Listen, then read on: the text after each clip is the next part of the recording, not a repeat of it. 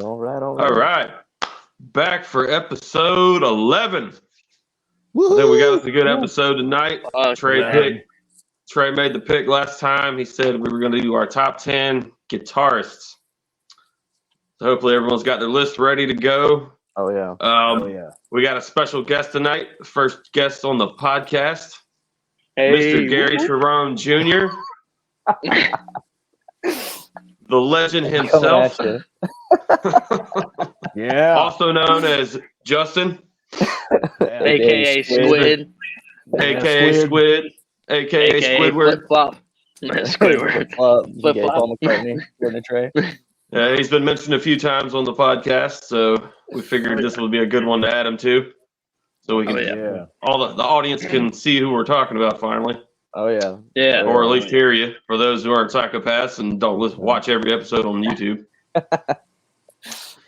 Just the listeners. He ain't That's much right. ain't much to look at, but he gets the job done. That's right. That's right. He's in good company then. That's right. Yeah. Fits right. Yeah, also a musician. Yeah. He's a musician. Plays a little guitar, sings a little bit. Cans.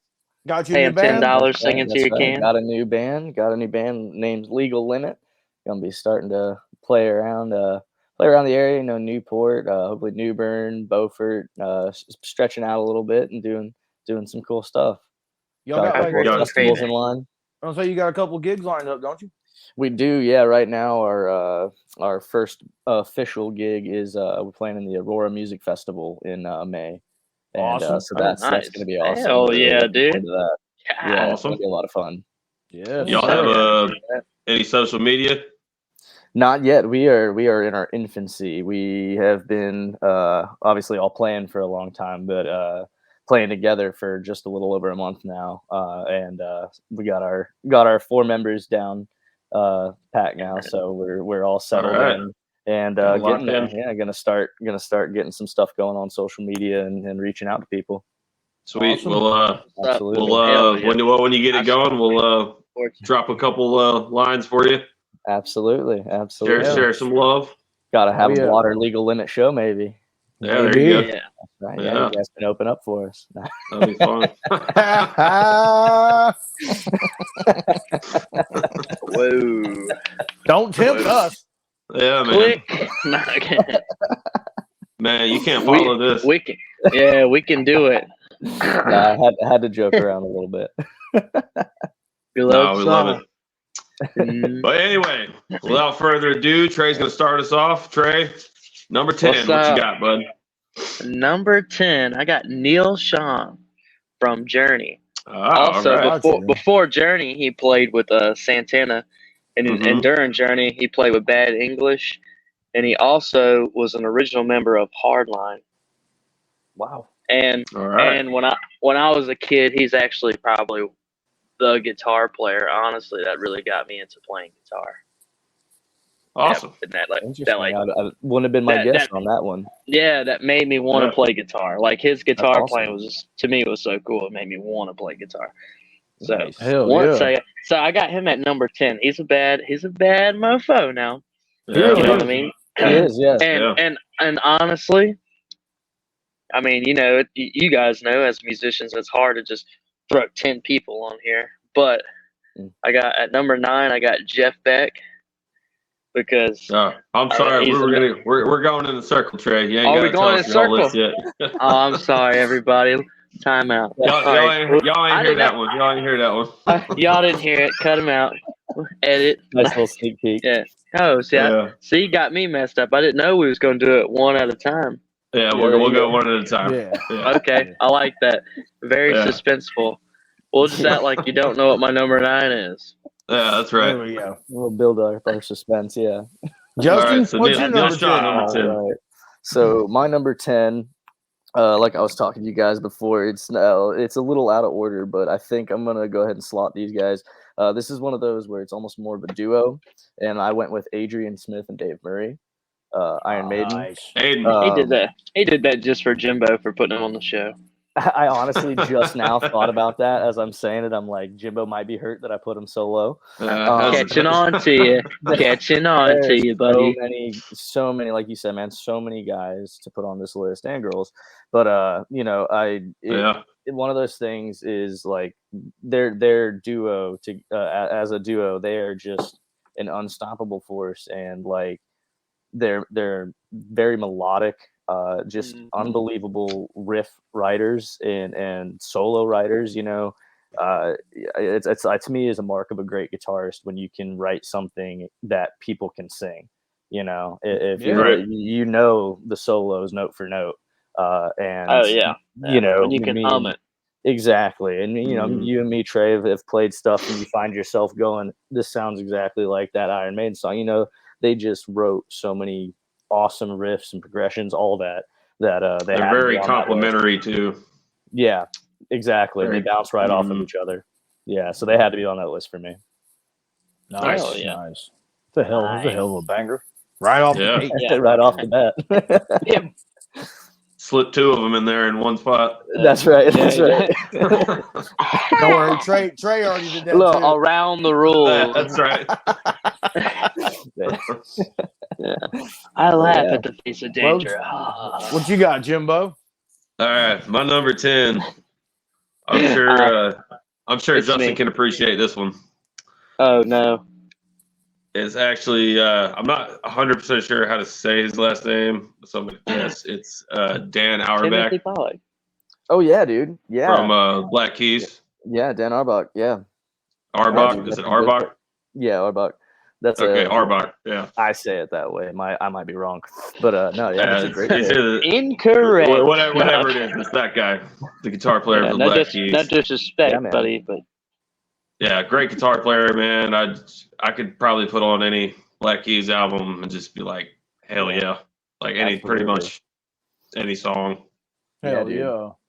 He's one of those. He's just a killer guitar player. Yeah, and he's not like the flashiest of guys, but he's no, very bluesy. He's meat and potatoes. He's a meat and potatoes. Yeah, meat and potatoes. Yep. He's very grooving. I like that. Mm-hmm. Yeah. Did anybody catch them on Rogan when he was like, dude, yeah, that's actually a really good episode. They've been on there a few times. Yeah. I haven't seen the latest episode. Yeah, it's the latest one. He's like, man, we have aliases, even though nobody knows who the fuck we are in person. He's like, I think my manager did it just to make us feel better. Like, you need an alias. Right. And then, like, he told everybody his alias. He's like, it's all right, I'll make a new one. Nobody knows who the fuck I am. That's me. That's me when I'm coming up with my stage name in the shower. Like, I'm going to need one anyways. You got one. Squid. Yeah. Squid. Dude, let's go with Squid. Or Gary Strode Jr. I like that one. That one sounds professional. Do I even need a squid? Yeah. I'm like Seal. The Squid. It's like Flea. Yeah. Yeah. Squid, bro. Come on. Why is there a trend with all the one-name musicians being animal names? You just what's the guy from The Offspring? Noodles. Mm-hmm. Noodles.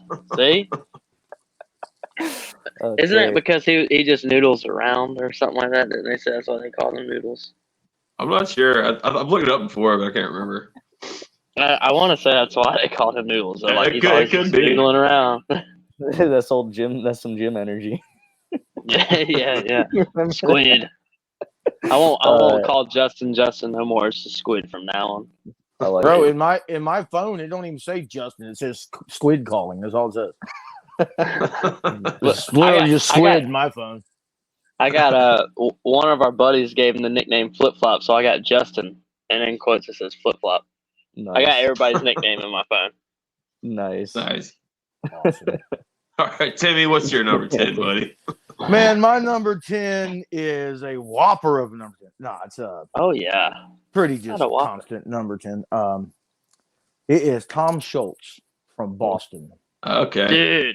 Dude. Yeah. Killer. That guy. That's an honorable mention of mine. From sound to writing to that dude's a genius. Engineering. Yeah. That's all I was gonna say. He's just a genius, dude. So I think Justin the other day, didn't you share where he like had the He was in his put basement. a motor in his basement. He put a motor in an organ, like a car starter. And start, you know what I mean? But half the shit that they used to mix and master the first Boston album, he like built himself in that basement. Because a lot of it didn't exist. I believe he graduated from MIT. He when he was in college, he was actually sponsored or what is it called when you're sponsored? I can't think of the damn endorsed by Polaroid. Yeah, he was endorsed by Polaroid. And sorry, Tim, I didn't mean to cut you off. Too? I think he worked there. If he worked. Yeah, but he was. I know he was endorsed by him when he was like in college or something like that because he was going to college for engineering and our sound engineering because he came out with that the pedal they call it as the Rockman. I got if you ever listen to Def Leppard, literally they recorded their whole album with this thing. It was just a plug-in, and that's what he used as the first ever like wireless amplifier you could plug your headphones into. Is why he created it. And Sony actually took his idea, and that's what they used to make the Walkman that you stick the tape in. I got you. That's where Sony got their idea from. Was from his version called the Rockman. He also made it was a wireless guitar amplifier, but it had effects built into it. He made a piece like a Walkman in the 80s, so you could put a cassette tape in and play it at half speed to learn guitar parts easier. Yeah, that actually might be where Sony got the idea of the Walkman. It's fucking wild, man. I will tell you this, not to jump on a Boston kick. Maybe we'll talk Boston in the future. But one thing I find interesting about Boston is on the first album, well, not only did More Than a Feeling take 6 years to write and record, but according to Capitol Records, the band Boston, the only people contracted as Boston is Tom Schultz and Brad Delp. Oh, really? Technically, they are Boston. Yeah, they're the only two signed to a contract for that band. None of the other members are considered band members. Interesting. Well, I guess now it would only be Tom Schultz because. Well, I don't know about now. I'm just talking about when they signed to Capitol. Those were the only two that were actually signed. It was like, you're Boston. We don't give a fuck about the rest of them. You are just a bench warmer. You're backup. That's all. That's all you are. What I really liked about not a team player. He has a sound. Like he literally built his own fucking sound. When you hear it, you know exactly what that is. You know exactly. He created his own sound. And if you think about it, he created Def Leppard's sound because they literally. Yeah. Is it the Hysteria album? I can't remember which album it is. Like now that you say that, I can hear it. That makes a lot of fucking sense. I learned it was actually one of the first albums recorded like that too. They literally, the two guitar players, plugged their guitars into the Rockman, and they took the Rockman and lined it out to like a computer or the mixing board itself. They didn't use any amplifiers. They literally just used a little box. Fuck yeah! Because it had distortion, it had clean, and when you use clean, you had to use either echo or chorus. So that's why when you hear their clean sound, it has chorus because it had to be on that little box. So, but their sound was created by Tom Schultz. His sound is their sound. That's what they use. Yeah, that is their sound. All their clean he created. He created their whole sound. That's literally all they used was that box. They didn't use amplifiers or anything, just the box and their guitars. It did a hell of a job. Yeah, hell yeah. Yeah, that fucking guy. Because they said that something about that box too was also a natural compressor. So it's just awesome, man. That's awesome. Yeah. Love it. Yeah. That dude is sorry, Timmy. That dude is a genius, man. We just went off on him. What's your number 9, buddy? Oh, I wonder who's Justin Bowen. Okay. Yeah. Joshua Wainwright. Jeff Beck. Jeff Beck is my number 9, man. Yeah. Hell yeah. Yeah. Jeff Beck is my number 9. Man. He is. I think he's the one guitar player you cannot copy him, emulate him. He's the way he plays is so unique, and he uses old school Strat, and his tremolo is still the 50s style. He doesn't use any Floyd Roses or any upgrade stuff, but his tremolo work is just phenomenal, man. He doesn't use a pick either. He plays. Back in the day, I saw I saw videos back when he played Les Pauls and stuff. He played a little bit with a pick, but yeah, he became a finger picker, and he's just his technique is off the charts. When I took Lily unmatched and Lydia last week and weekend before last, see ZZ Top and Leonard Skinner. ZZ Top in the middle of their show, he was like, I need to switch some guitars, and they actually brought out Jeff Beck's Strat, and they played a Jeff Beck song. Cool. Yeah, it was cool as fuck. Yeah, that's awesome. Just felt like I wanted to throw that in there for you. That's somebody I didn't put on my list that I wanted to put on my list. Yeah, Billy Gibbons. Billy Gibbons. Yeah, Billy Gibbons. He's like he's the I mean, he's the GOAT. We can't even talk about him. Yeah, that's right. He's on a whole other level. Jimi Hendrix. What we can talk about is Justin's number 9. Justin's number 9. What a segue. Watch him be like Billy Gibbons. I like what you did there. I like what you did there, Jimbo. Very nice. Yeah, so my number 9 is Alan Collins. Oh, nice. Hell yeah. Yeah. Hell yeah. You know, you're just trying to kiss Jimbo's ass. No, like I said, that was my ass he just kissed. But no, I mean, Alan Collins, man, ferocious, just ferocious, man. It's hard to put into any other words what I feel like listening to him and thinking about him as a guitar player. He,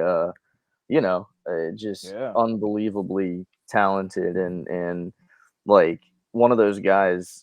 I feel like all these guys on this list, but him specifically, when I think about like somebody who like their whole spirit is going through the guitar, whether he's melting your face out on the tip of the tongue in the Rolling Stones show with that Freebird solo, or just a soft. How fucking epic is that? Oh, dude! Yeah. And my favorite, the best part of that story is that's like specifically was requested. Not to do it. That's for Rolling. That's for Mick Jagger and Mick Jagger only, and they were like, "All right, let's go out there." You know what I love about that though? If you watch that video, it's actually Ronnie Van Zant telling him. Ronnie said do it. Yeah. He's like, come on out here. What was Mick gonna do? Fight Ronnie? Yeah.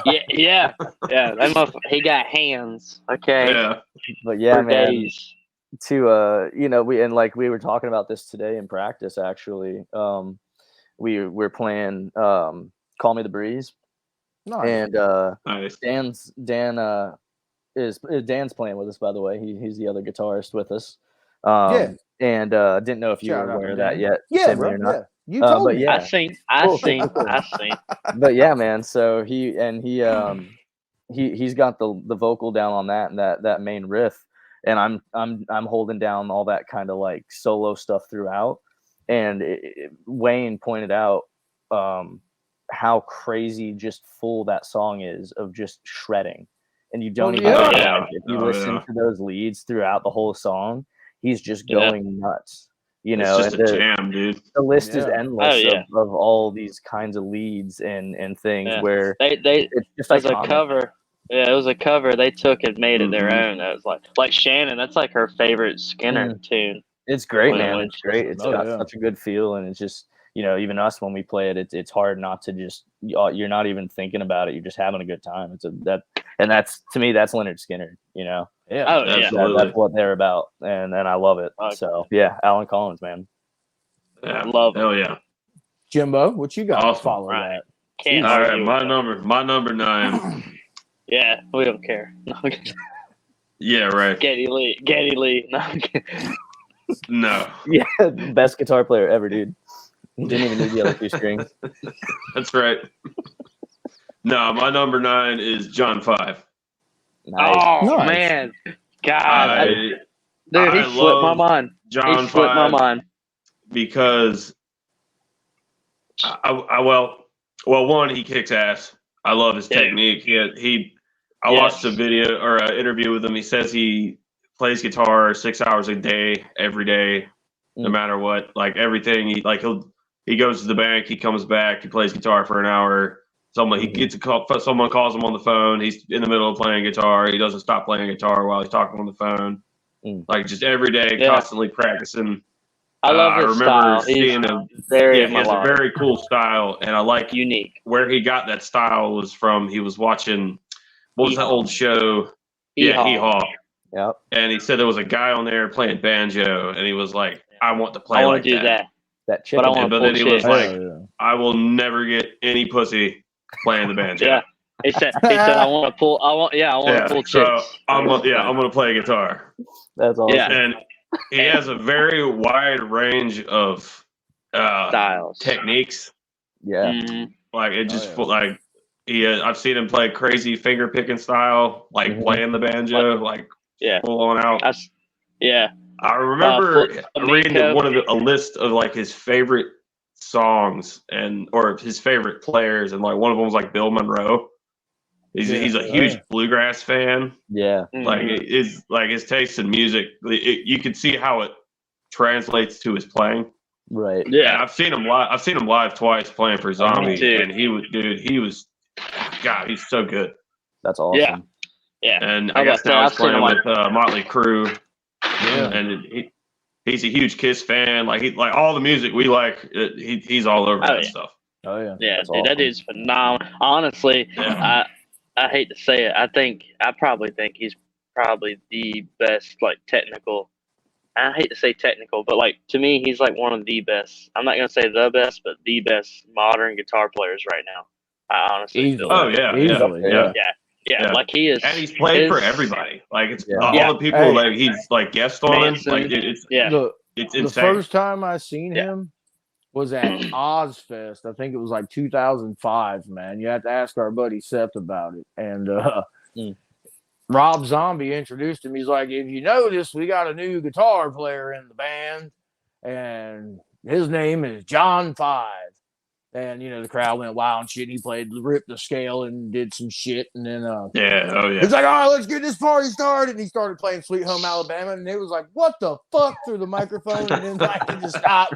And then broke into Thunder Kiss 65. Bro, that shit was great. That's awesome. That's awesome. That dude is just, I love it. He's phenomenal, man. Yeah, I love that shit. Yeah. John 5. So, awesome. Timmy, what you got for number 9? My number 9 is a guy that I think we've all want. Maybe not Jimbo, but I know. No, because you're not like a fucking guitar player. You're not like a guitar nut. You know what I mean? Yeah. I know. That's what I meant by that. You know what I mean? This is Frank Zappa. Jimbo's the bass player. No. He's gonna say guitar nuts. No, Trey actually vetoes one of my honorable mentions though, buddy. If you're a guitar nut, you got to fucking love Paul Gilbert. Yeah. And Paul Gilbert would be my number 9. Racer X, Mr. man. Big, fucking. I mean, that dude. So before, I'm not saying that he did it before Eddie or anything. I'm just saying before I ever heard, God damn, y'all are gonna kill me. I can't believe I'm blanking. Pound Cake. Before I ever heard Pound Cake with the intro with the drill. I'd seen a video in the late 80s, early 90s. You can Google Paul Gilbert guitar solo, and it'll show up on YouTube. And he's still got the hair. I think he was with Mr. Big then. Yeah. And he's playing I think it's either a pink Ibanez or a pink Kramer. And he's got the drill. Ibanez. He's actually playing half of Eruption with that motherfucker. You know how Eddie does the fast picking? He's doing it with a fucking drill. Fucking yeah. And I watched a video where he said that he couldn't. He's like, it's never sweep going down. He's like, I can sweep up. He's like, and it always messed me up to go down. He's like, so I figured this thing out where I could just skip strings and make it sound like I was sweeping. Yeah. I was going to point that out. I was going to bring it up. Every time I watch him do that, I'm like, fuck this guy. Yeah. It just makes me want to go burn my whole pile of guitars, bro. That's exactly how I feel about that. That's my favorite little quip about Paul Gilbert is it's and it's an awesome thing as a guitar. Shit? Well, it's an awesome thing as a guitar player because it's one of those things where it's kind of inspirational that you don't have to be good at everything. You don't have to be able to do it all. It's literally one of the craziest guitar players that's ever lived. And he's like, I can't sweep. So I just pick fast and string skip because it sounds good and that's how I can do it. So it's it makes it sound like he's sweeping. Well, right. Exactly. But that mindset of just being like, well, I can't do that, so I'll practice what I can do and make it good.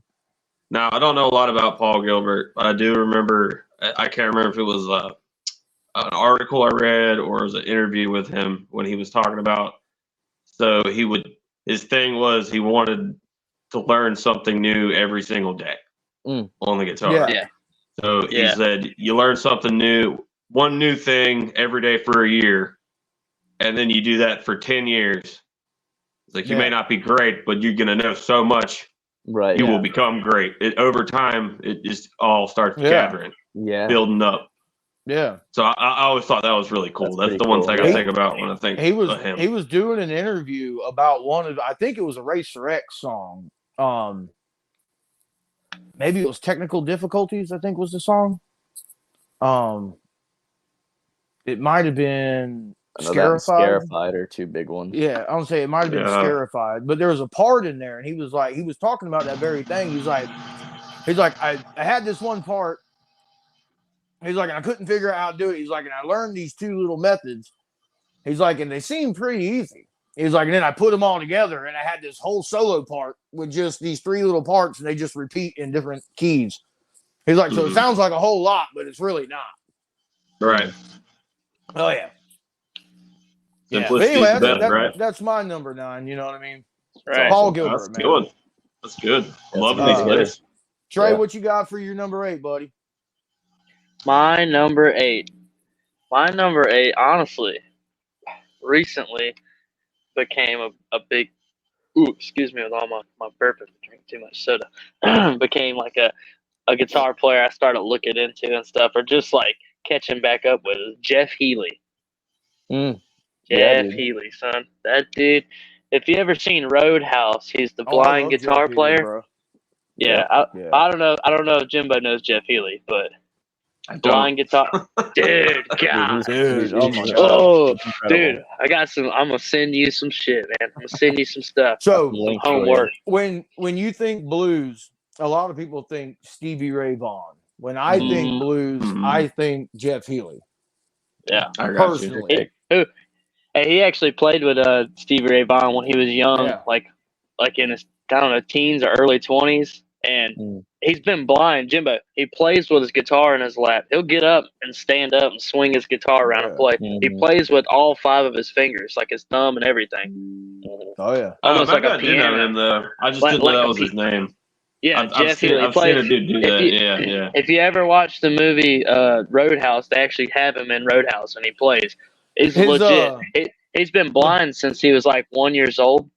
The big song in the 80s was he had a huge song. What was it?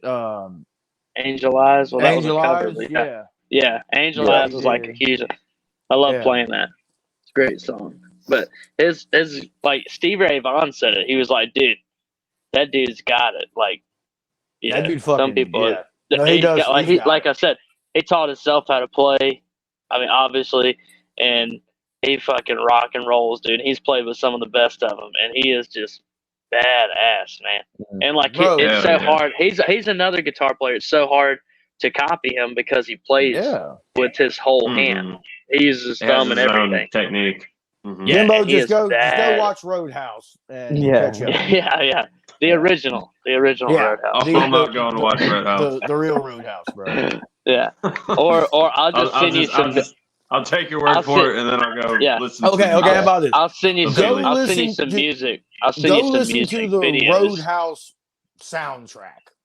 There you go. I'll do that. He does and shit, bro. Yeah, he does some good covers in there too. Yeah, because he did a bunch of covers for that album.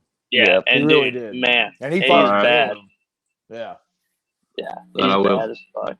Awesome. Yeah, I'm disappointed in you, Jimbo. I'm not. Squid, what's your number 8, bud?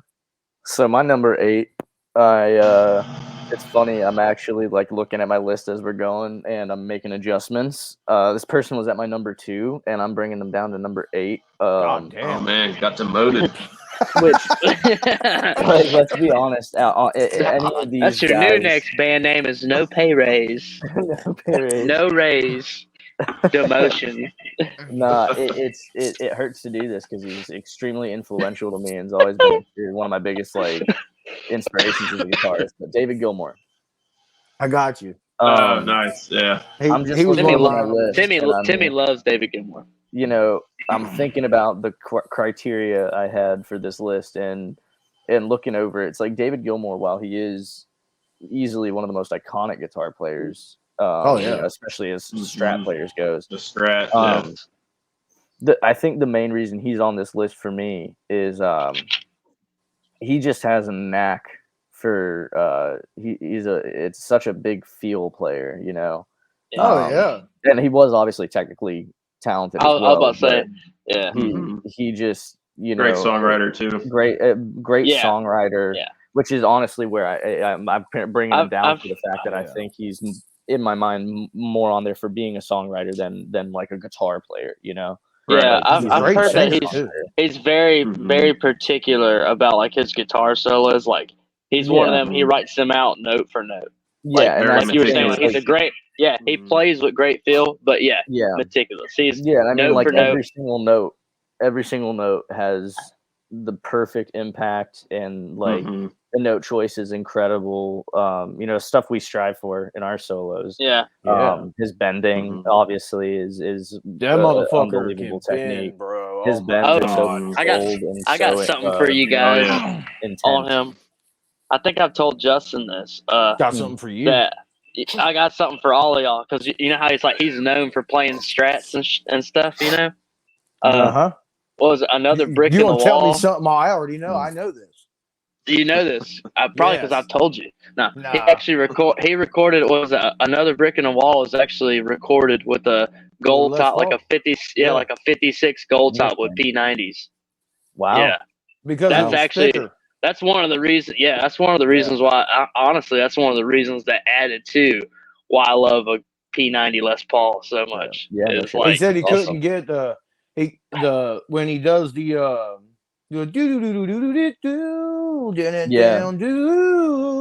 it wouldn't. It sounded still brittle.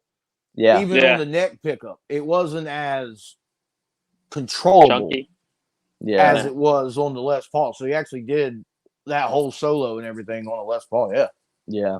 Yep. Yeah, it almost hurts putting him at number 8 because just like even the what we're saying right now is making me think you like, did, damn, you did better than I did because I put him in my honorable mentions. I didn't put him into my top 10, you know. But yeah, man, I mean, ever since I started playing guitar, I've been in love with Pink Floyd, and you know, this, like I said, you hear "Shine On You Crazy Diamond," you hear those four notes, dude. And bro, you got to don't even get me started on Pink Floyd, motherfucker. We're here and talk 2 hours about The Wall. Fucking yeah, man, yeah. No, so, we'll do a Pink Floyd episode. We'll bring you back, Justin. Definitely. Awesome. Hell yeah. Yeah, I know you want to do that one. That'll be fun. Oh, we've had some requests for it too, so that might be one of the next episodes we do. And some Zeppelin. We'll have to bring you in for a Zeppelin episode. Yeah. Oh yeah. And obviously, got you so in there. Obviously, we're going to bring you in for the Beatles. You know. Oh yeah. We'll make sure and mark that down for the special 5-hour long episode edition. Yeah. Oh god. We'll change your name. Chapter. Chapter we'll change 6 your name of in Beatles. the bottom to Justin McCartney. You know what I mean? Justin McCartney. Yeah. Long lost cousin. Chapter 6. Yeah. He's actually my real father. All right. Well, keeping the show moving. My number 8 is this guy, when you hear him play, you automatically know who it is. Like instantly. Like there is no second thought. Thank you, Jimbo. Yeah. I know this is going to be shocking to Timmy, but it's not Timmy. It's Trav. What? It's me, baby. I knew it. I knew I was on there. No, I got something Carlos better to Santana. do. Nice. I knew it. Yeah. Dude, I absolutely love Santana. Like when I was in college, I was taking Spanish class and I had to do a report on a celebrity that was from a Spanish speaking country. And I picked Carlos Santana and I learned all this stuff about him.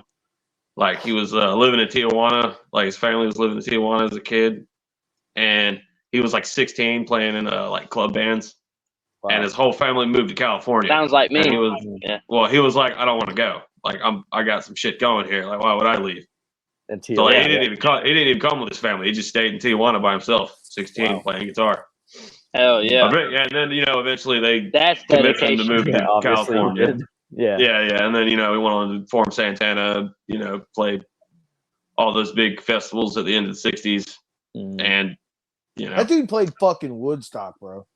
Yeah, he played Woodstock.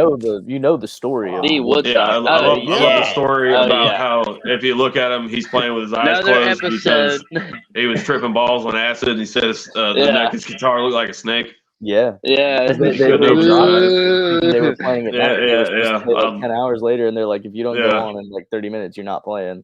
And they were all playing. How about that? Videos of it, you're like, come on. Like, been there. Yeah, but I mean, we've been there. Like some of his solos are like iconic though. Like you think of like even like 30 years after his first album, like when he did Smooth with Rob Thomas. Yeah. Like, dude, that I hear it right now. I can hear it right now. That's what I'm saying. Like you could. Yeah. It's iconic, man. Yeah. Oh yeah. And he did a lot of like all those collaborations he did with like he's done collaborations with so many people. And like you automatically know it's him. Like anytime you hear him play. He's another one of them guys that just have his own sound. Yeah. He has his own sound. Yeah. And I also respect him because he hates shit like the Grammys, because the Grammys took away a lot of categories. Yeah. Like there used to be like a very wide group of like huge selection of categories, and they took a lot of them out, and he was like extremely like he like let everyone know how mad he was about it because it takes away a lot of recognition for artists who like actually push the boundaries of certain things, and they're not being recognized because of it, which I think the Grammys are bullshit anyway, but I mean, I'd have to bring that up. I don't even watch TV, man. But that's my number 8. I love it. Nice, it's awesome. Dude, signature sound, son. Signature sound. Yeah, that guy. So Timmy is a hard hitter. That's right. What's your number 8? Man, my number 8, I'm coming straight down the middle with a fastball. Another guy that just, dude, he fucking rips it, and I'm just gonna go ahead and say it, and people can fucking hate me. Trey Bennett, yes. Oh, my bad. Why are you stealing my thunder like that, Trey? What's wrong with you, buddy? Dave Mustaine. Hey. Okay. I think Dave Mustaine is a great guitar player. And I mean, dude, Megadeth is fucking amazing, man. And to me, they're better than Metallica. Fuck everybody. Oh, 100%. I mean, me personally. I love Metallica. I love Metallica. Dave Mustaine, dude. I speak for everybody. She choose Metallica over Dave Mustaine. I can't be friends with you. Dave Mustaine alone. Just a fucking killer guitar player. All right? Killer guitar player, all on his own. Yeah. Now bring in his writing even better. Now bring in people like fucking Marty Friedman he brought to the table to play with him. Yeah, dude. Come on. I mean, fucking forget the Metallica and Megadeth feud fucking dumb shit, you know what I mean? Exactly. I always look at it though, like Metallica obviously sold more and made more money, but Megadeth definitely had more, to me, talent. Well, there's no doubt that Metallica is definitely the bigger band. Yeah. But I would 100% agree with Dave Mustaine being way better than fucking Kirk Hammett. Oh, like, 10 times better. Yeah, like musician. Yeah, I loved Kirk when I was like 16, 12. Yeah, for a very short time. As far as guitar players, Dave Mustaine. Man. I'll say this. He is like the Neil Young of heavy metal because he's a great guitar player, but he sucks at singing. I've never had. He does it all at once too. I've never had a Metallica album I could listen to front to back. But I will say this: Rust in Peace. To me, there's not a bad song on there. Same thing with Countdown to Extinction, bro. Yeah, I was just about to say the same thing. Both, I can listen to both of them. Like, that fucking guy. I think if you ask musicians, man, if you ask like true musicians, Metallica, Megadeth, exactly, Megadeth the musicianship, their the skillfulness and the note choice, the note choices in their songs is just phenomenal. Yeah, and I will say this. Now I will say James Hetfield, I think, is just as good as a songwriter. Oh, yeah, well, yeah, no, he's a good songwriter. He's a powerhouse. I mean, rhythm guitarist too. I think personally. Now, I mean, I know we're talking guitar players, but if we're comparing the songwriting of the two, that's another episode, Jimbo. That's another episode, buddy. I'm sorry. I do think Metallica wrote more commercially viable songs. Yeah. Oh yeah, dude. They cut their hair. They did and changed their names. You know, they did that whole Nickelback shit. Dave Mustaine and Megadeth. You know, he just kind of just kept doing whatever the fuck he wanted to do. You know, it's always been Megadeth. You know what I mean? Well, I mean, in the entire first album, Metallica's Dave Mustaine, pretty much. So yeah, I know. Yeah, literally. Me and Trey weren't. Yeah, Trey was with us. We went and we seen Megadeth. Yeah. Were you with us? Wasn't it Megadeth and Anthrax that played? No, you. Wasn't it Megadeth and Anthrax played Carolina Bay? Yeah. Did Slayer play the next day, or was that the next year I went? That might have been the next year. I'm not sure actually. Okay. No, but they might have been. They might have played the next day. I can't remember. They were playing fucking. Oh my god, what the fuck were they playing? Like, oh man, it was either Hangar 18 or Sweating Bullets, and he forgot the words, and he was like looking at this guy at the end of the song. He was like, "Hey, bro. Next time, don't stop singing the song. I was singing what you were singing because I forgot the words." Yeah. And like the guy just stopped singing like midway through the song. So he just like repeated some shit he'd already said. Nice. Doing this with his hand and shit. Yeah. He was like, because I'll never forget, man. He did like the most, to me, it was like a blessing that day at the Carolina Rebellion because every band we had seen up until then, man, they were like half the fucking show was talking, and a lot of it was just political bullshit. Mm-hmm. Yeah. And we were up there, and they played 7 songs, and he never said a fucking word, like back to back to back. Yeah. Then he talked. They played a lot. Then he talked about the missing the words and the guy. And then they played 2 more songs, and he said, "I haven't talked because everybody else has spent half the day talking." He's like, "The only thing I'll say on this is the world's on fire, and the only way to end it is just to let people hash out their own bullshit." And then they broke into Holy Wars. Yeah. Holy Wars, yeah. You know what I mean? Yeah. That's probably one of my favorite Megadeth songs, Holy Wars. Absolutely. But anyway, fucking Trey, what's your number 7? Goddamn it, we're going to start talking fucking Megadeth all night. Justin, we'll have to bring you back when we do the Big 4 episode. That'll be fun. I actually marked out my number 7 and put another number 7. The fucking Jimbo trash Anthrax. I don't trash Anthrax. I just don't like Anthrax. I'm with you, though. Don't worry. I'm not big on them. Yeah. Out of the Big 4, they're like number 4. Instead of an anti-vax shirt, Jimbo's got an anti-thrax shirt. Fucking, you know what I mean? Hey, I'm just gonna put it out there. If Pantera was still here, like they were, they would be the number. We would 4. have a Big 5. Yeah, I guess. That'd be pretty cool. Yeah, it would. Yeah. Anywho. I'm gonna start weeping over here for my boy Dime. Number 7, bro. Number 7. Vito Beretta. Yeah. Yep. White Lion. Jimbo's like, oh, okay. Yeah, I had no idea who he was. I don't know his name. Who is that? Is that like your? I think he played for the Clippers. No, I'm kidding. I thought he was your dentist. Yeah. Damn. Man, doesn't he send you a Christmas card every year? Yeah. We're not gonna talk. I wish. And you know what's funny is when you're talking. John 5 says he plays for 6 hours a day or whatever. Yeah. I watched the interview where, it was actually Eddie Trunk was talking about Vito Beretta, who's one of my favorite guitar players of all times. Like the way it's weird to say pronunciates notes and just like, dude, I'm telling you, hands down. Like people, even Zach Wilde actually had a quote where he said, you know, if I'm not listening to Eddie Van Halen tap, I want to hear Vito Beretta tap. And he actually, I want to say, he said, I honestly almost prefer Vito Beretta tapping because the way he taps and does stuff is just so unique. Yeah, and it's almost like a legato style. Yeah, he'll be doing something and do a little bit of tapping in there, and it complements everything else he plays so good. Yeah, it's so good. His solo stuff. Solo. Yeah, I hate to say it, but he is. I mean, I think he won it in court. He is White Lion. Like his guitar playing, hands down. Yeah, one of the best, probably one of the top, like underrated guitar player. He's so great.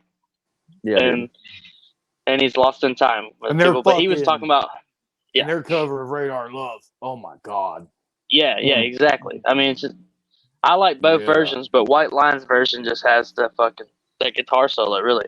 Yeah, but it's got some balls. But like, but where I was getting at, Jimbo, is he talked about they asked him if he would join, like, do the White Lion reunion stuff. Like a lot of these 80 bands are coming back and stuff, and he was like, no, it would take so much work because at that time I was playing between, like 10 to 15 hours a day, pretty much from sun up to sundown, nonstop. He's like, I would come home from shows at 2, 3 in the morning and just keep playing my guitar until the sun came up, go to sleep, wake up, start playing my guitar again. He's like, and like even I want to say Mike Tramper, the singer, and they've even talked about that. We get done playing, we get on the tour bus or whatever, and he picks up his guitar and just keeps noodling around and playing. It's like because he's he's a gearhead with the guitar, and like that's why he's always been one of my favorite guitar players because like the uniqueness of it and it his creativity is just like fountain of youth, son, with creativity. He's just a great guitar player, hands down. Yep. I think I got into a spit spat with Justin one time as he was leaving my house about like, I tell you what, I think he's one of the greatest guitar players of all time. I was like, me and him was going back and forth about that shit. Like, dude, I fucking love him. Yeah, man. He's phenomenal. Yep. Phenomenal. What you got, Justin? That's my number 7. My number 7. Dun, dun, dun. Right. Already been brought up so far in the podcast. Vito Beretta. Close. No. Marty Friedman. Oh, nice. Yeah. Oh, okay. Yeah. I wanted to put him higher. But there's some up that are higher on the list that are more like personally, important. Hey, that's what this is. This is a personal list. Right. That's what the list is. Man, I mean, this is all opinions and bullshit, man. Yeah, that's right. But yeah, dude. I mean, Marty Friedman. I got to step out of frame real quick. I'm listening. Like we said, we could talk for hours about him.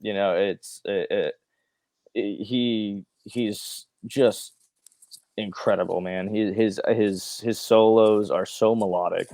I feel like you can be listening to classical music just about. It's everything. And I want to say that the solos were written out. I'm not 100% sure about that, but I have to imagine they were because every single note is just placed perfectly. And I think it's hard to pick just one example, but one of my favorites is Lucretia.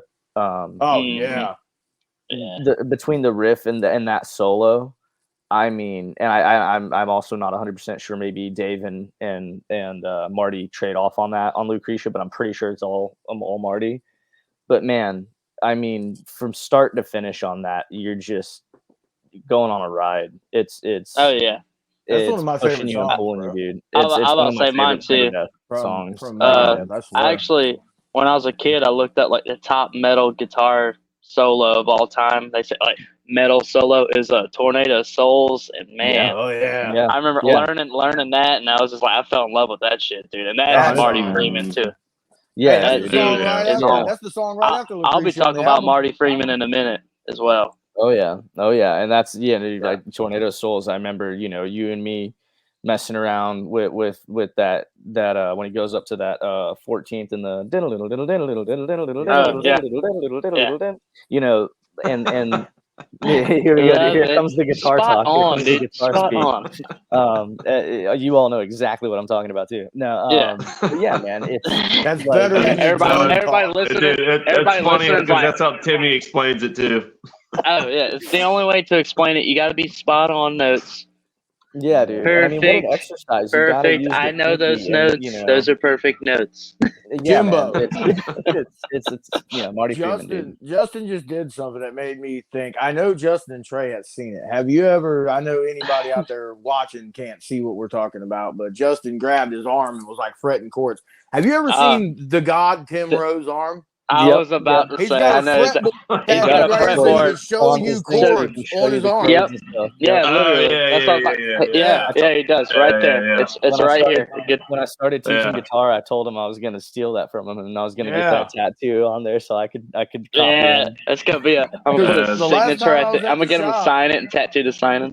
Bro, the last time I was at the shop, we were talking about I was going to pick up my 12 string because the pickup in it was fucked up, and I took it up there. And Tim called me. He's like, "Hey, you motherfucker, I got something up here for you. I don't think Pete put his balls on it yet. You better come get it."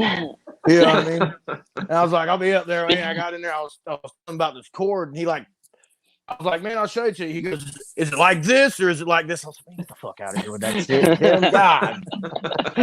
I love it, dude. And the sad part, he's serious. He's serious as a motherfucker, too. Yeah.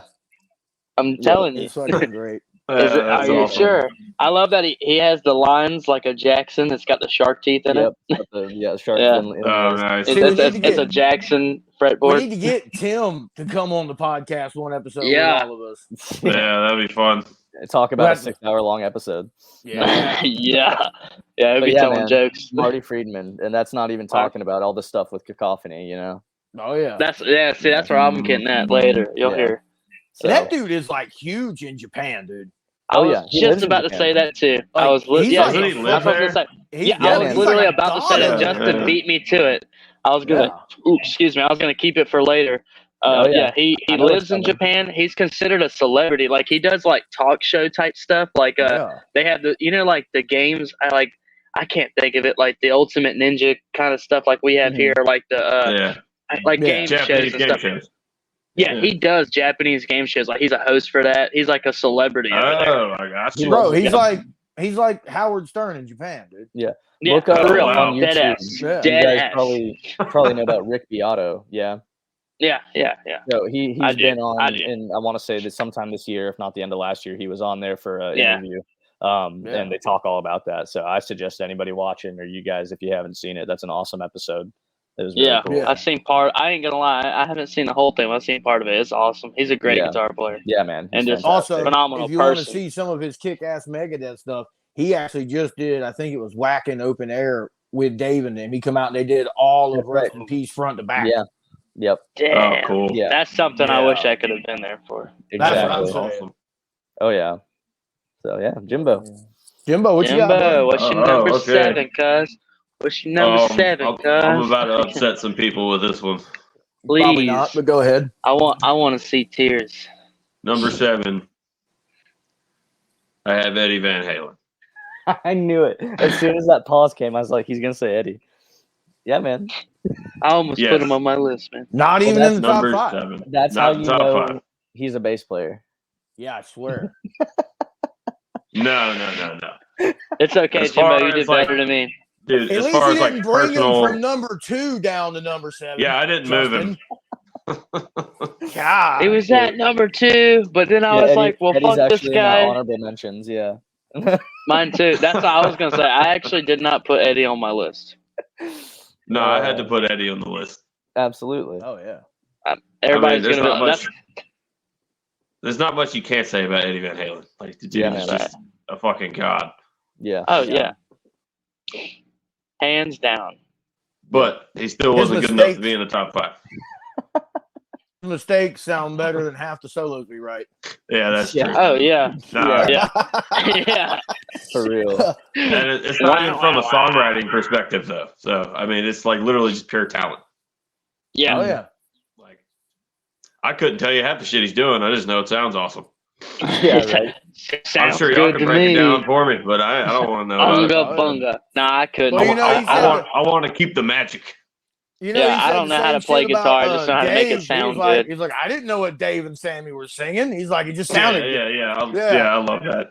He didn't give a fuck what anybody else played, but Yeah. He just cared what his guitar sounded like. Yeah. That's right. I mean, that's how it's supposed to be. That's cool, man. That's a true guitar god. No, I won't go too far into it, but yeah. Yeah. Eddie Van Halen, man, number 7 for me. We're always talking about Van Halen.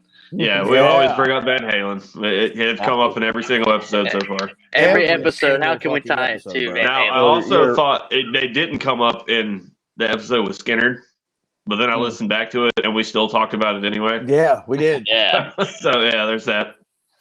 Every episode, you're going to hear Van Halen at least 5 times. Anyway, Timmy, what's your number 7, buddy? What's your number 7, cuz? My number 7 comes straight from the heart, boys. And anybody listening to this or watching it, these 3 guys on this screen with me should already know this. And say what you want. We don't fucking get into any of the outside world bullshit. We talk music, and music is music. And other than that, we don't fucking care. I'm going to say that up front because if you come at me in the comments, son, it's on. My number 7 is the almighty fucking Motor City Madman, Ted Nugent. I knew it had to be Ted Nugent. Oh, okay. As soon as he started saying political, I was like, it's Uncle Ted. I started to write that right there. Nancy Pelosi, personally, but say what you want about it, but man, that guy wrote some great fucking music, and he is a motherfucker of a absolutely. Oh yeah. I mean, I was actually thinking it was going to be out of nowhere. He was going to be like Dio. That's why I threw my hands up like, no, it's fucking Dio. But no, Ted Nugent, man. I mean, you listen to shit like Ted Nugent. We won't even Tad Nugent. We won't even get into like the fucking shooting the bow on stage or the riding the goddamn buffalo or right. You know what I mean? Just a guy on a buffalo. He plays a fucking Gibson Birdland 90% of the time. Yeah, dude owns like 70 out of like 300 ever made. Yeah, you know what I mean? And that's dedication. He's got like the 3 main guitars that he uses is the white one that's on I think the Free For All album, the blonde one which you see him play I think live from Cal Jam and shit, and then the black one which is like the one that you see him with on Stranglehold or on the first album, on the second album, fucking you know what I mean? That's the same one you'll see him playing it. In any of the newer videos from like 2001, it's all cracked in because they used a lacquer and it just, you know, on wood, it just cracks and peels. It's nitro cellulose. But that guy, I mean, come on, man. Cat Scratch Fever. Is there a batter 3-chord fucking just intro to a fucking song? Like, I mean, come on, man. That's the jam, man. That's fucking the jam. How do you start an entire career off of a 9-minute and 8-second song? Just first song on the first fucking album, just bam, Stranglehold. Yeah. Like, how do you even do that? You know what I mean? Well, write a song like I love that song. That's where that's how you do it. I mean, hey, baby. I mean, he has a point. You know, just what the doctor ordered, Cat Scratch Fever, Free For All, fucking Fred Bear. That's what I was about to say, Fred Bear. The Great White Buffalo. I mean, the dude fucking, his guitar playing is fucking amazing. Mm-hmm. What always blew my mind about him is he was always sober too. Yeah. Oh yeah. Yeah, that's crazy. Like he never did drugs and shit. Like have you ever? I wouldn't have thought that. Yeah. The last interview I watched with him. Actually, it wasn't even an interview. He did it in an interview, but when I went and saw him live. So I was supposed to go on vacation. So we went to. I went with you, and Ashley, and no. That was time for. No. It was me, Leroy, Rooster, and Lydia, and I don't know if Trey went and met us in Charlotte, but we seen Kiss. And then me and Lydia went to Tennessee for a week, and on the way back, we stopped in at Greensboro, and we saw Ted Nugent live in the Greensboro Coliseum. And like halfway through the show, he's like, I have been clean and sober for like, I think at that time he was like 69 or 70 He was like, for like 70 fucking years, that's why I'm so great now. He's like, no drugs, no alcohol, no fat chicks. That shit'll kill you. Fucking. If you can't pick her up, don't pick her up. For as long as I live, I'll all never I forget got that to say. shit. No drugs, no alcohol, no fat chicks. That shit'll kill you. That's exactly what the fuck he said, bro. That's hilarious. But yeah, man, Ted Nugent. Man. Yeah, no. Ted Nugent, bro. That's all I can say. And don't even get me started on his stint with Damn Yankees, bro, and all the badass shit they fucking wrote. Dude, you know what I mean? Yeah, the super group. I swear, those guys like they paid those guys $1 million to not put out any more music. Yeah. Yeah. Legit. That's a legit thing. The record company did. Man. That's crazy. But yeah, Ted Nugent. So, Trey, what's your number 6? That's great. Bud? Yeah, number 6. My number 6 is coming at you real hard. This guy is amazing. Jimbo, I hope you do not make another blank face when I say this name, son. Disown you. Gary Moore. Nice. Yes. I like Gary. Gary Moore. I've actually, you know what's great? That one of the greatest things ever to happen to me was somebody mistaking me for Gary Moore. Or Gary Moore for me at Hooligans. They thought the first time we ever played at Hooligans. He said someone mistake Gary Moore for him. For me. I'm telling you. No shit. Somebody was that big, Trey. Hey, I'm just saying, you know what I mean? You're like Marty Friedman in Japan. They just love you. Exactly. You're You know what I mean?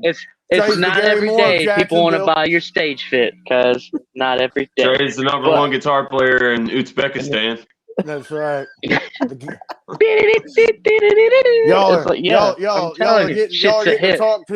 getting to talk to the Gary Moore of Jacksonville. That's right. It's exactly what it is. And I'm serious, man. The dumbest shit ever. You know when you send that guy on the job, it's like, send the dumbest motherfucker to do the simplest job. That was what happened. The guy's like, dude, is that you? It was a picture of Gary Moore, but his face. I got that picture of you standing by. Yeah, we took a picture because I was like, dude, when someone mistakes you for a famous person, it's literally a painting at Hooligans of a guy with a cherry, his Les Paul. Yeah. It's still there because when we played there, they actually put it on the other side of the bar. I was like, dude, they still got that painting. Yeah. That's what's up. Because somebody literally was like, is that you, dude, on the wall? Like, that does look like me, man. Yeah, that is me. That's why I took that photo. I had Lydia take the photo. I'm like, hey, not every day you get put on the wall here, cuz. Yeah. Have you ever watched Gary Moore Hooligans out in Jacksonville? That's right. Our boys. Have you ever watched How I Met Your Mother when they think they got Moby that gets in the limousine with him and stop Moby? Yeah. And stop Moby. Trey would have signed his shirt. He's like, fucking, I met Gary Moore. It says Trey on the back. Doing Marshall gets. He's like, guys, I got Moby. He's like, guys, I got Moby to sign my shirt. Turns around and says Eric. Fucking yeah. Exactly, dude. I would too. Famous person, but it's actually just their accountant. They're like, hey, aren't you my accountant? Oh yeah, boring white guy with glasses and playing. But actually, some cool stuff though is like I know some people don't know that Gary Moore actually was. Ah man, I feel so bad for saying this. I can't remember his name. The singer of Thin Lizzy. He was like really good friends with the singer. Yep, and he played with Thin Lizzy for a little while. Awesome. He played in a band in the late '60s or whatever called Skid Row. Just so you know, before. Yep. And he had a band called the OG Skid Row. Literally, that's what they're called, Skid Row. And he also played. Trey said the better Skid Row. Hey, I'm not gonna say that now, but I love Skid Row. Coliseum 2 was another band he played in. That was apparently like a big band like that. But then Lizzy, I mean, and his solo stuff's what got me, dude. Yeah. His blues playing, he had like a hard rock blues that was just out of this world, man. His guitar playing, I ain't gonna lie, it's one of them you can close your eyes and it'll just rock you back and forth. It'll pull you, not because you're drunk, but because you feel it. You know what I mean? real shit. Yeah, Great Isn't that the guitar same player, thing? pretty much. But I'm telling you, just so happens to be. hands down, one. And I remember I showed Tim Rowe. We were talking to Tim Rowe. I showed him a riff one time, and he actually told me that. He said, it reminds me of Gary Moore. You need to listen to some Gary Moore. And that's what, like, sent me on a whole trip with Gary Moore.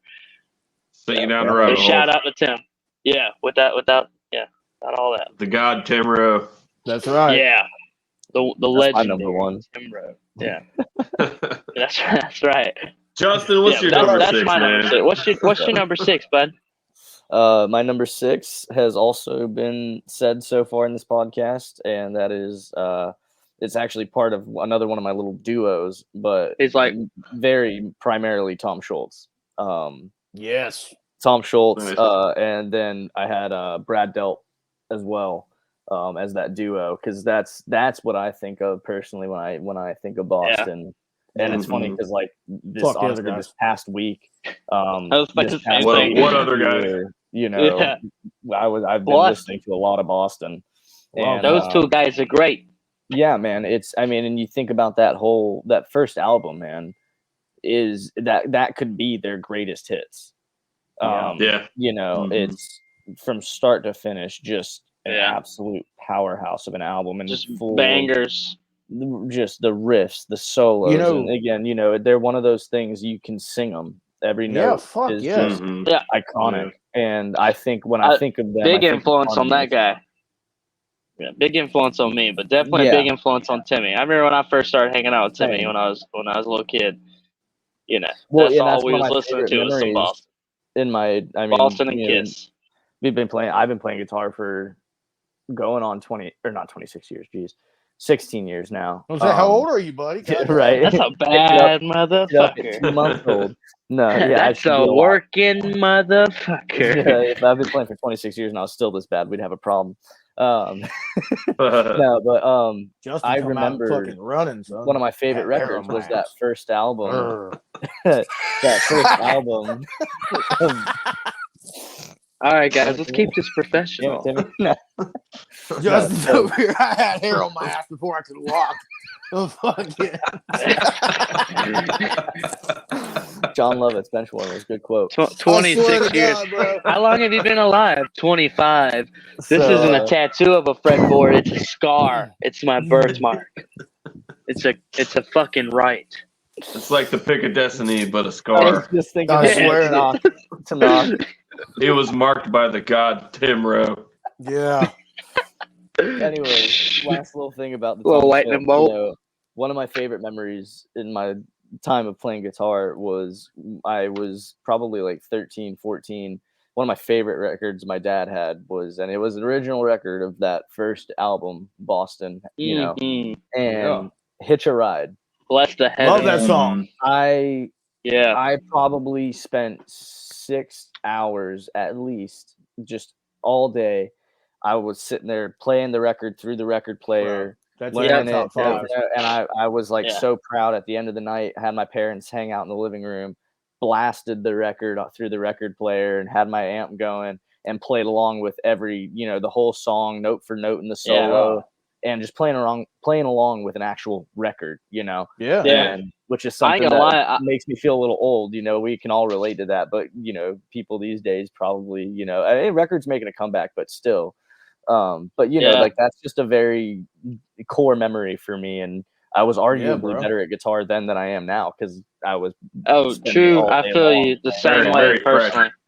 But exactly. Man, so without a doubt, same. Tom Schultz, Brad Delp, that's funny. I was about to say that's like my exact same story of like honestly that was the first record I actually ever put down and learned guitar stuff to that record.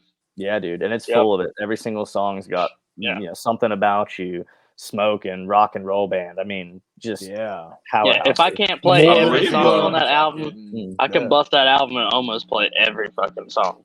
Man. I believe that whole album still gets radio play to this day. Like the whole album. Absolutely. Yeah.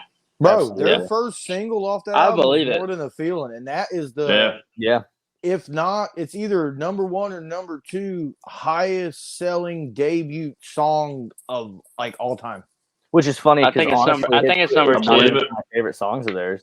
Like I love More Than a Feeling, but if I'm going through the album, I don't Hitch a ride, bro. I'll skip it. Yeah. You know Oh what yeah. I mean? Like, The only reason I've why heard I say it's number 2 is because I actually just heard on the radio where "Don't Stop Believing" is actually like the number 1 like single. Yeah. Oh, I believe that. It just marked like that. I don't think anyone will ever touch it. It's like so big. I hear you. It's like ridiculous. Jimbo. Who's way? Number 6. The first Boston album went diamond when they dropped the single. Nobody even heard the fucking album, and it was already 16 million copies sold. Just because of the single. Yeah. Diamond. That's and crazy. nobody's heard the rest of the fucking album.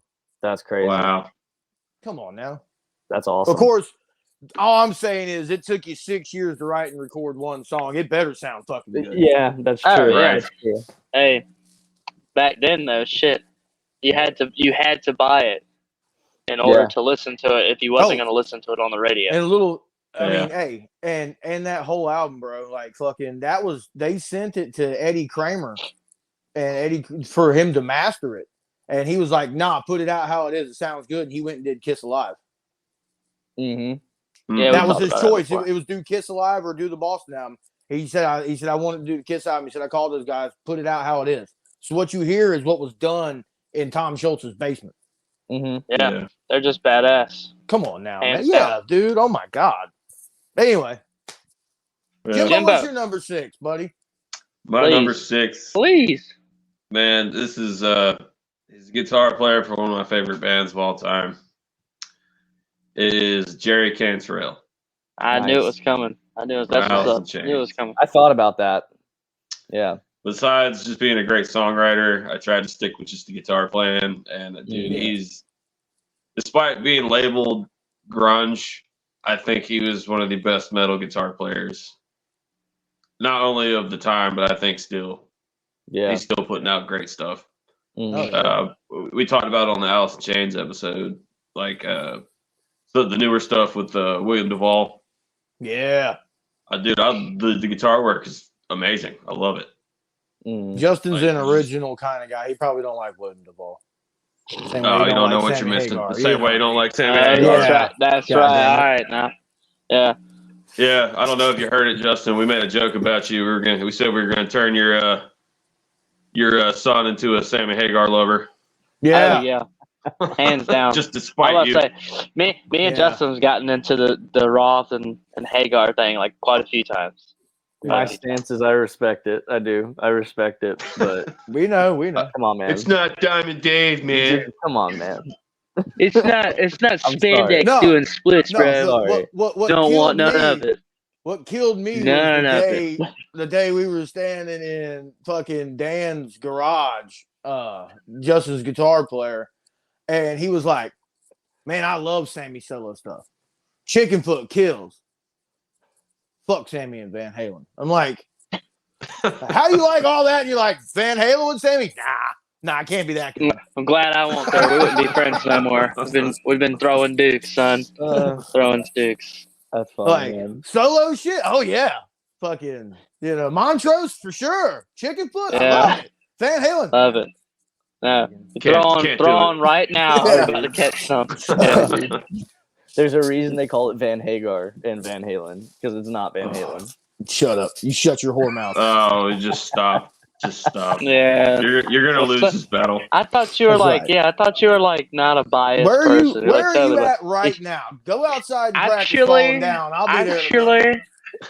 Actually, it's Van Hagar, not Van Halen. Yeah, I know. Did you see how he said that? So snobbishly. Oh man, it's like taking off the glass. Like, all right, now, motherfucker. Yeah. Let me get my. Let's get back to the podcast. What is your number 6? No, going back. Here we are, going back to Van Halen. I'm telling you. No, Jerry Cantrell, man. Every time. All right. Nice, man. Good pick. He plays a Les Paul Custom. That's red. Love it. Just had to throw that out there. He got blonde hair. Also cool. Also cool. It's okay to have blonde hair. We don't hate on that. Timmy, what's your number 6, man? My number 6 is a very tasteful guitar player, so it's probably not for Sammy you Hagar. Probably not for you IPA drinkers out there. You know what I mean? For the Rogers of the world, for backstory, that's my brother. You know what I mean? Whatever. Somehow IPA warm is better than a Coors Light, and I just think that's fucking communism. Can I hear your number 6, sir? Number 6, bro. The man, the myth, the mogul, the legend, the one and only who cannot be categorized into what genre he actually is Mr. Frank Zappa. I knew that was coming. Because I didn't know where it was going to be. I knew he was coming. Kicks so much ass, man. Come on, bro. If you don't know who Frank Zappa is, just go start with The Mothers of Invention and just listen to that first. Listen to their albums. Google Frank Zappa plays the bicycle on TV. Fucking Google Muffin Man Live. Just listen to Apostrophe front to back. Okay? Then Zoot Allures. Then Chic Your Booty. In that order, and you'll thank me later. I can't even remember all them words. God damn, dude. That guy fucking... Dude. No, I always love the Muffin Man, that live. Yeah. Dude, that's amazing. Absolutely amazing. I mean, don't get me wrong. One of Ozzy's favorite songs from them was "Don't Eat the Yellow Snow." That's my favorite Zappa song. He was like, oh, only he could write about fucking eating piss. You know what I mean? there was a fucking, you know what I mean? There was a whole interview about it. But Jesus. he fucking, his guitar playing, man. If you listen to just the solo, like I said, you can listen to the Muffin Man Live. Listen to the solo of that song, man. And it's all improv. Everything he did live was improv when it come to his guitar playing, outside of like the actual song structure. You know what I mean? Yeah, dude. And I heard him talk about an interview like that. He always had an all-star band too, bro. Like his guitar player for the longest time with him was Steve Vai. Yeah. I mean, oh, you really? know what I mean? Yeah. Yep. Oh God. Yeah, before Steve played with Diamond Dave, he was playing with Frank Zappa. Yeah. Oh, cool. Well, I didn't know that. Yeah. Like Zappa's one of those dudes that, like, I'll be honest, you know, I'm not gonna like go out of my way to listen to Zappa, but I respect the hell out of him, right? Like, I ain't gonna lie, I'm right there with you. I think 98% of people feel that way about Zappa, but that's the whole point of Zappa, right? Yeah, and it is. Yeah, but like one of my favorite things was he was talking Except about for me. like the improv, and it's almost it's really a jazz mindset in a way, which is cool to me. Yeah, but I feel I'm not going to try to remember I feel that way exactly how about he it. quoted it, but it was basically he was talking about, you know, like it's cool that these bands, they have the solos and that every time they play it, it's the same solo. That's cool. That's their thing. But to him, the improv and stuff, he's like, I know how to do, I know the things on the instrument, and I have 30 seconds to fill space with whatever I can. And in that moment, he's like, that's music, which is awesome. Yeah. I respect the hell out of that. Yeah. But yeah, man. I mean, he's out there, you know, he's out there. It's very organic. I watched that same interview. That's what I was talking about. He was saying that he in that same interview, he was saying it's like how you feel at the moment, and like you were saying, you got this much time. Yeah. Right. Whatever comes out is what comes out, because that's how I feel at the moment, and that's what everybody else is picking up on too. Exactly. So he had the house. I respect Canyon, bro. Like he was such a mogul. When bands came across the pond, like Led Zeppelin and shit, they were always like, "Man, we want to meet Frank Zappa." Yeah, like that's what they wanted. You know, like let's go meet Frank. Like so that's where all the parties and shit happen, man. Like if it weren't for Frank, we probably wouldn't have Alice Cooper. Yeah, you know what I mean? He signed Alice Cooper to his record label and then took him on tour. You know what I mean? Yeah. Which was it's actually funny. He told them to show up at 7. They thought he meant 7 a.m. He's like, so we set up in his parking lot in Laurel Canyon. He's like, we just started fucking playing. And he's like, next thing I know, these doors open. He's like, and this guy walks out with a cup of coffee and he's like, what are you doing? And I was like, you said to be here at 7. He's like, I meant PM, not AM. He's like, but you're already here. And so they played their set, and he was like, I don't get it. And Alice Cooper was like, no, yeah, well, I guess it's not for everybody, but thank you for your time. He goes, no, I'm going to sign you because I don't fucking get it. Like, that's in true Frank Zappa fashion. You know what I mean? Draw this out too long, but that's another thing I love about Frank Zappa is, and it's still it's incredibly true to this day, is an interview where he's talking about the death of true, like, good music. It happened when record executives started making decisions based off of their projections of what people wanted to hear. And they stopped having, they stopped just, you had these guys who said, I don't get the sound. It doesn't make sense to me, but let's do it anyways. Let's put it out there and see what happens. Yeah, see what happens. But now you have it where they go, well, this is what's those are the people we need to run the world, and that's what's killing, and then that's what's killing everything, Like, we could go on forever about that, but that's tell exactly you the thing. One thing outside of his guitar playing that's always stuck with me was every time he was asked about his music or his writing or anything, he always had the same answer, which is what I have tried not to preach to my fellow bandmates, but they've probably heard me say it 10 billion times, and I continue to say it because I really think it was true, and it holds true. And he always said, and I always say the same thing, man. And I mean, Trey and Jimbo, they kind of say it now too. Like Could you all please say it? And that was, he would always say, like, I write music for me. That's right. If you want a copy of it, I'll make it available for you. Yeah. But he never wrote music for anybody else. For somebody. Yeah, he's like, I just write it because I like to write music. Which is the way it should be. Yeah.